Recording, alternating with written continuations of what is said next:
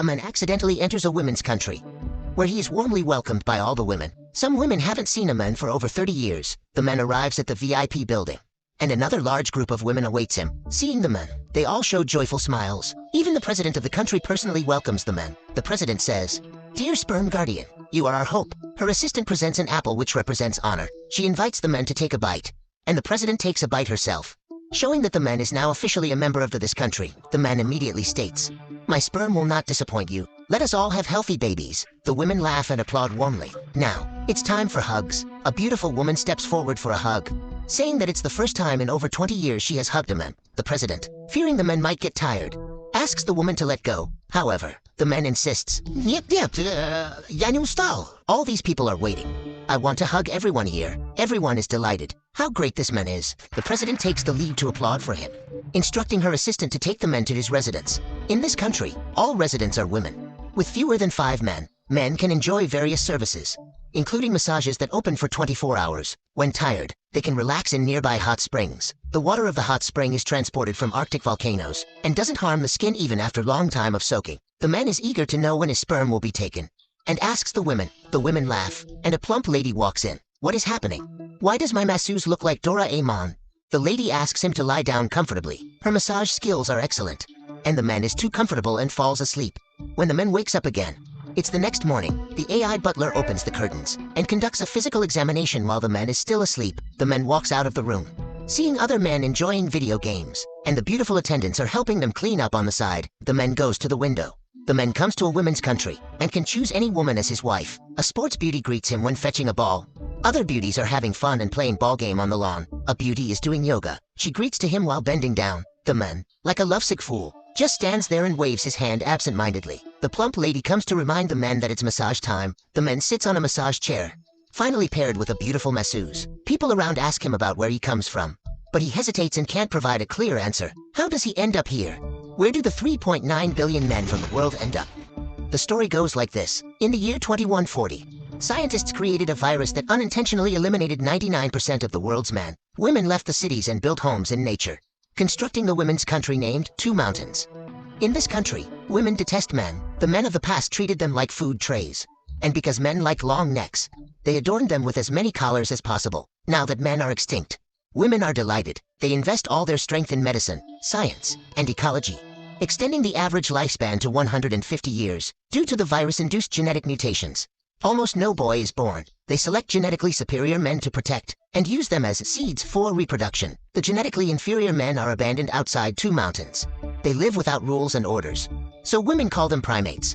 Anna is a teacher in this country. She is wakened in the morning by the AI butler. Anna wants to sleep for 5 more minutes, but the smart butler tilts the bed. She falls down the bed and is forced to wake up. Anna gets changes and is ready to go. People here use electronic screens for reading. There is free coffee on the sidewalk, and women leisurely practice yoga on the grass. People here don't use phones. A ring can handle everything. Fresh information is available anytime, anywhere. In the future world, rules must be followed. Anna rushes to work, tossing unsorted garbage into a bin. A police officer appears instantly, deducting 5 social points from Anna. But she doesn't care. She casually takes a cab, acquiring another 5 social points, and arrives at the classroom. Her students are teenage girls. Today, she plans to lead them on a tour of the place where men live. The men's living area is just like a slum, with no network and no beautiful women. People wear patched clothes, and even a random poster of a beautiful woman is valuable. Particularly, a porn on computers can easily exchange for a villa. The grandfather of their current president has escaped from a women's prison 100 years ago and established this place. Today is their Independence Day, and the president raises a toast, celebrating with everyone. The students see living men. One by one, they take out their rings and take pictures of them. They even want to take a close look. Anna warns them that men are dangerous, and entering their territory is against the constitution of Two Mountains. The students are egging her on, saying that this is not a field trip. It's just a visit to the garbage dump. So Anna has no choice but to agree. In the future, girls like to lift their skirts. The girls of this country were excited when they saw men for the first time. They take pictures with rings. Men are also excited. Well, so many women have come, and now we've become like monkeys in the zoo. The guy thinks he's smart and wants to scare them. He walks up, takes off his pants, and shakes his body. How about that? Are you scared?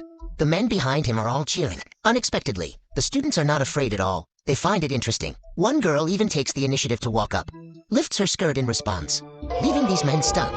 Anna doesn't want troubles. She quickly calls her classmates to get on the bus and leave. It's only when they get on the bus that they realize one student is missing. Maria is missing. She is observing ducks. Girl sees ducks for the first time. At this time, Jara hacks a duck, thinking about roasting it at night. Fresh blood splashes on Anna and Maria's faces, and both of them scream. Just then, a man's voice comes. Jara takes the two of them and hides in the corner. The man looks around, doesn't see anyone, and he just does his business here. When Jara is hiding, he secretly smells Anna's hair. This scent is something he has never smelled before. The man left, and Anna stands up and thanks Jara. Unable to resist, he kisses Anna. Anna is a bit confused. She immediately blew the whistle. This whistle could disrupt men's consciousness. Anna takes the opportunity to take Maria and escapes.